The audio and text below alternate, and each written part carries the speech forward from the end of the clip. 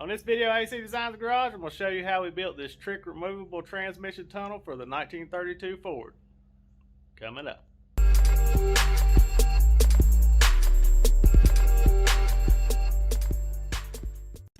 Alright guys, here's a quick little look at the car. We're getting ready to start on the upholstery and stuff, so we had to get our transmission tunnel finished up, and it's made out of 18 gauge sheet metal. I made it all out of one piece.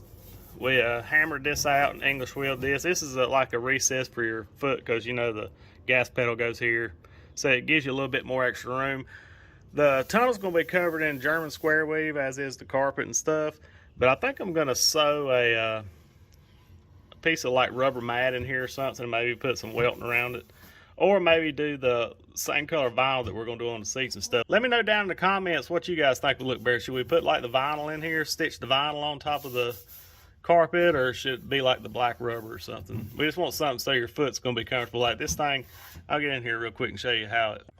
Alright guys, here's sitting on the floor. I didn't put the gas pedal in, but you can see, now I'm not going to be driving in these big old steel-toed boots, but this little blister that we wheeled in here, I think it's going to work really well, because that's about where the gas pedal is going to be, and you can get over to the brake and stuff, and I think it's going to work pretty well. We tried to make everything fit as tight as we can. See, here's all our wires coming out and stuff, and it runs down, and I'm going to unbolt it here in a minute. But we have a little space here I left off here for the jute to go under, and basically we're going to glue the jute down and then push this down, and when it does, these tabs will be, because they're about a paint stick off the floor, basically what I laid on before we tigged them on. And I think it's going to work. There you go, you can see the blister a whole lot better now. I think it's going to work pretty good. Dad made a steel ring here to go around. We're going to paint it. It's probably going to be like a trim black color, and it's going to be bent. It has like 6 or so holes around here. It bolts down. Then we're going to have a real small boot that comes up. Yeah, we tried to make it as small as we could to where it worked really well, but not take up a lot of room in the cockpit. But like I said, we had the coil and stuff mounted under here, and we wanted to make it where we could pull this off if need be. If we need anything, the shifter or anything, we had any problems with the shifter or linkage. These are just held on with little button head Allens. They're a little tall right now, but like I said, when we put the jute underneath it, it's going to squish. And that's what we're really going to use the jute for. It's kind of like a gasket. Because it's going to, I'll show you when we get here and we get it off. It's going to go all the way over to the edge and go under here. Then when we tighten these down, it's going to seal all the way around. And the way we're going to do our carpet, we're going to carpet the top of this and make it just a tick longer. And we'll put our welting around it, and I'm going to put a little piece of Velcro that'll attach to here. So our other carpet's going to run underneath. This is going to sit down, then this piece will Velcro down real tight down to it. So if you need to access it, because we're going to glue all the carpet stuff where it won't move, you can just peel this little inch back, and it'll cover all this up, and you'll be able to access it to get to it. I try to make everything to where you can get to it, just in case if it does go wrong. It probably will. And you just pull these little 4 Allen screws out, and we'll lift it out.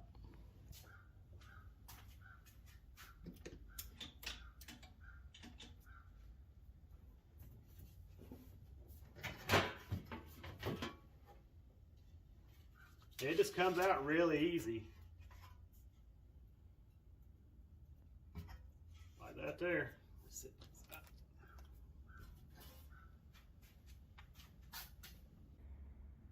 Okay, here's what we have glued in the floor, and I'll link these in my Amazon affiliate links below, where you can pick these things up at no extra cost to you, but it's just the easy place for you to find it. These are called T-nuts. They're used for woodwork. We picked these up, but we didn't end up using these. They're just a flat flange, see, with the holes in them.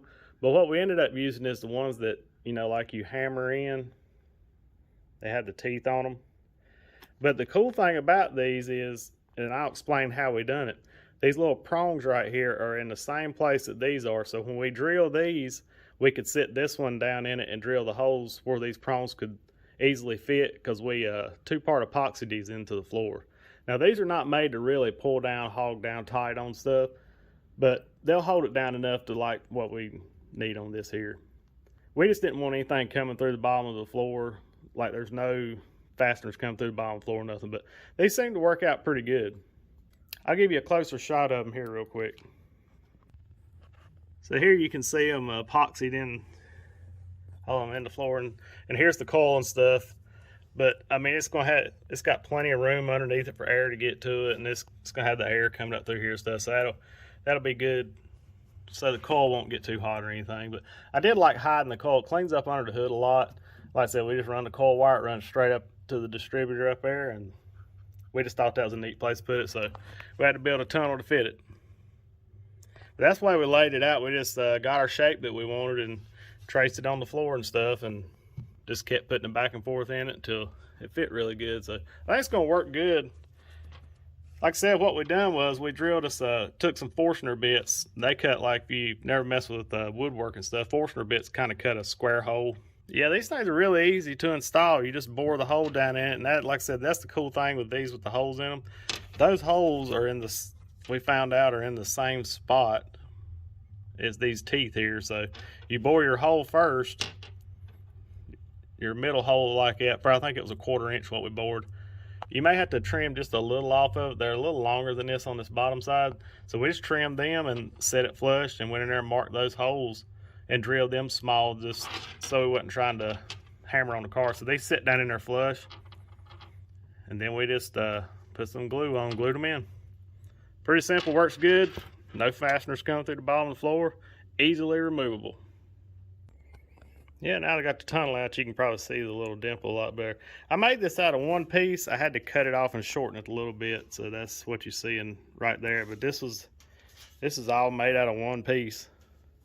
It's pretty easy. I bent most of it over my knee, tell you the truth. Up there to the end, I had to hammer down and shrink just a little bit on this part down here at the tail. But I think it's gonna make a cool, kind of has that old chopper gas tank look to it. Yeah, let me know what you think down in the comments about it. We worked hard to try to figure out something to use in here, and I think this is going to be good. It still gives you a lot of foot room and stuff, so we'll get her stuck back in here and we'll wrap this video up.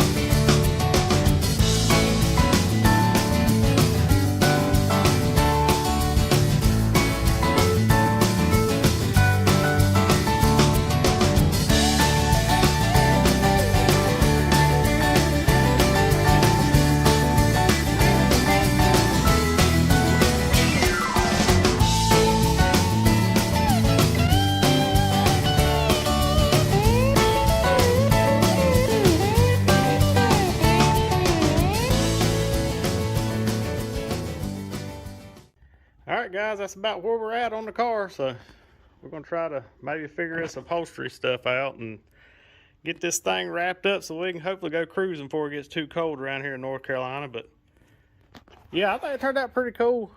I kind of dig it.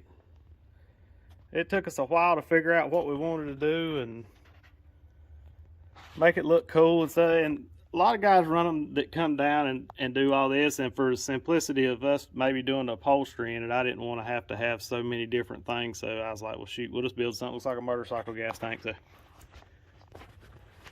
like I say, it's real low profile, and I think once it gets covered it won't look as big.